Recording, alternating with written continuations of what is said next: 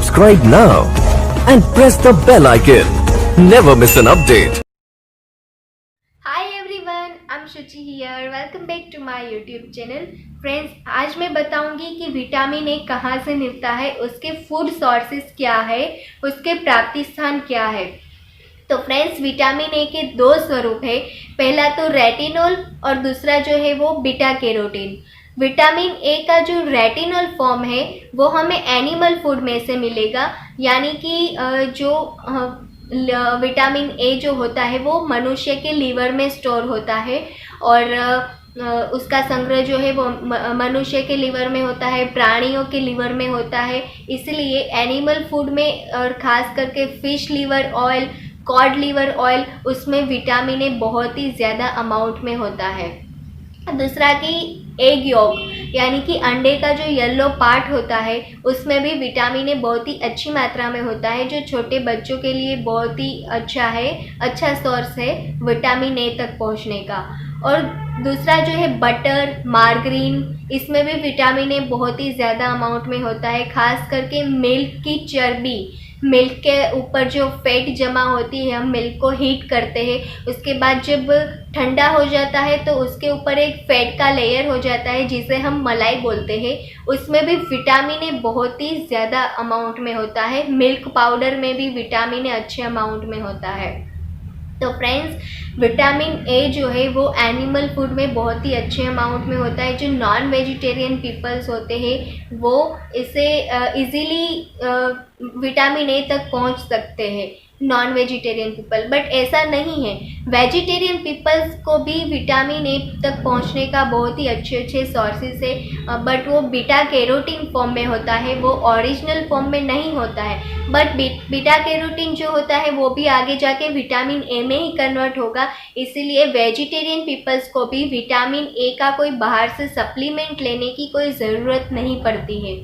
तो friends, vitamin A यानी कि बीटा कैरोटीन का कौन कौन सा सोर्स है, बीटा कैरोटीन कहाँ से मिलता है।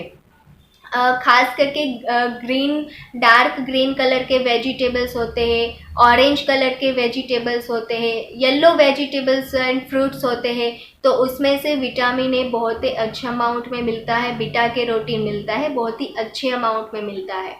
तो फ्रेंड्स, बीटा कैरोटीन जो होता है वो फ्रूट्स एंड वेजिटेबल्स में से मिलता है। बट फ्रेंड्स, आप कैसे जान सकते हो कि विटामिन ए जो बीटा कैरोटीन जो है वो येलो और ऑरेंज या तो फिर ग्रीन कलर के वेजिटेबल्स में से ही क्यों मिलता है। तो उसमें एक क्लोरोफिल नाम का तत्व होता है। कोई भी येलो, ग्रीन और ऑरेंज कलर के जो वेजिटेबल्स और फ्रूट्स होते हैं उसमें क्लोरोफिल नाम का तत्व होता है, जो उसको ये पिगमेंट देता है, ऐसा कलर देता है, जिसकी वजह से हम जान सकते हैं कि इसमें विटामिन ए का अमाउंट बहुत ही अच्छा है। तो फ्रेंड्स, खास करके कैरेट्स है, करिएंडर लीव्स यानी कि जो धनिया है, लीली धनिया, उसमें भी विटामिन ए बहुत ही अच्छे अमाउंट में होता है। बट फ्रेंड्स, जितना ज़्यादा डार्क कलर होगा उतना ज़्यादा उसमें कड़वाश होगी। यानी कि हम करेले की बात करें तो वो बहुत ही ज़्यादा कड़वा होता है और उसका कलर भी बहुत ही ज़्यादा डार्क होता है, उसका बहुत ही ज़्यादा डार्क कलर होता है।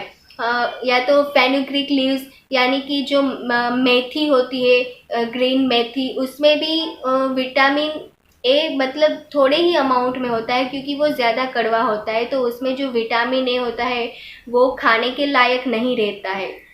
दूसरी थिंग कि सब स्टोरेज के बारे में बात करते हैं कि स्टोरेज अच्छा नहीं होता है, किसी भी चीज़ का स्टोरेज करना अच्छी बात नहीं है। बट फ्रेंड्स, ऐसा नहीं है। अब मैं मैंगो की बात करूं, जो राइप मैंगो होते हैं यानी कि जो पका हुआ आम होता है, उसका हम जितना स्टोरेज करेंगे, फ्रीजिंग करेंगे, उसको जितना स्टोरेज करेंगे उतना ही उसमें विटामिन ए का कंटेंट बढ़ता जाएगा, यानी कि उसमें विटामिन ए ज़्यादा अमाउंट में बढ़ता जाएगा और वो सक्रिय बनेगा।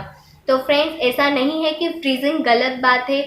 बहुत सारे पीपल्स होते हैं ऐसे जो मैंगो को स्टोर करते हैं अपने फ्रीज में, उसके जो छोटे छोटे क्यूब्स करते हैं और फिर उसको फ्रीज़ करते हैं। तो जो मैंगो है उसको फ्रीज़ करने के बाद उसमें विटामिन ए का लॉन्ग टाइम पे उसमें विटामिन ए सक्रिय होता है और विटामिन ए बहुत ही अच्छे अमाउंट में देखने को मिलता है। तो फ्रेंड्स, बीटा कैरोटीन जो है वो मतलब बीटा कैरोटीन स्वरूप में ही मैंगो में भी बीटा कैरोटीन स्वरूप में ही मिलेगा, विटामिन ए के स्वरूप में नहीं मिलेगा। तो विटामिन ए के स्वरूप में तो सिर्फ एनिमल फूड में से ही मिलेगा। और बीटा कैरोटीन जो है वो सभी वेज में से मिलेगा, सभी वेजिस, जैसे कि मैंने बोला कैरोट्स है, फिर ग्रीन लीफी वेजिटेबल्स होते हैं, उसमें से भी बहुत ही ज़्यादा अच्छे अमाउंट में मिलता है विटामिन ए।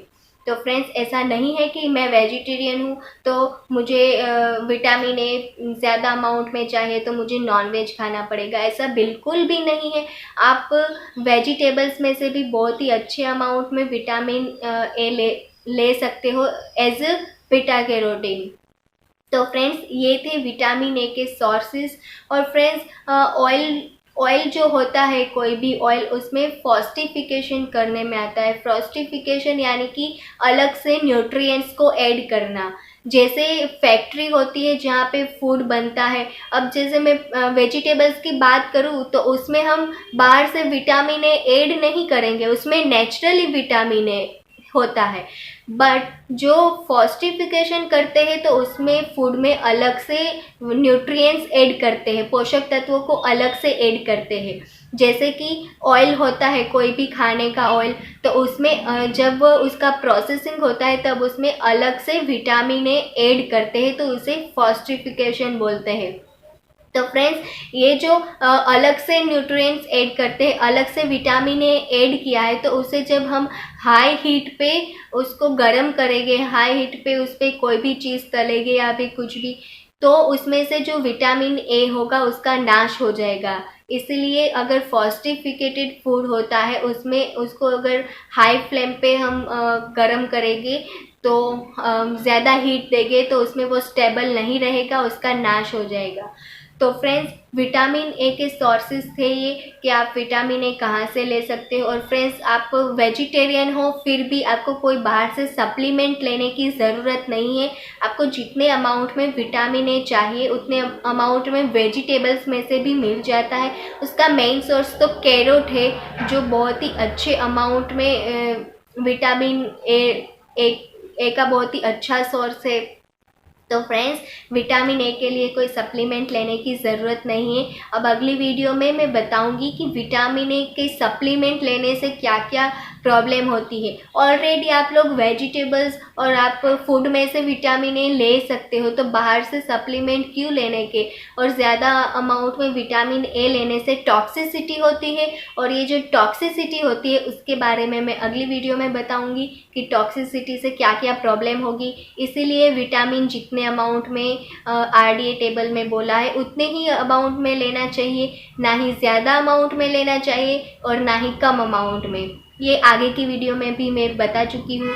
तो फ्रेंड्स, आपको मेरी वीडियो अच्छी लगी तो इसे प्लीज़ सब्सक्राइब कीजिए, अपने फ्रेंड्स के साथ शेयर कीजिए और मुझे कमेंट में ज़रूर बताइए कि आपको मेरी ये वीडियो कैसी लगी। तो friends, thank you so much for watching my video, और अब मिलेंगे अगले वीडियो में। तब तक के लिए गुड बाय।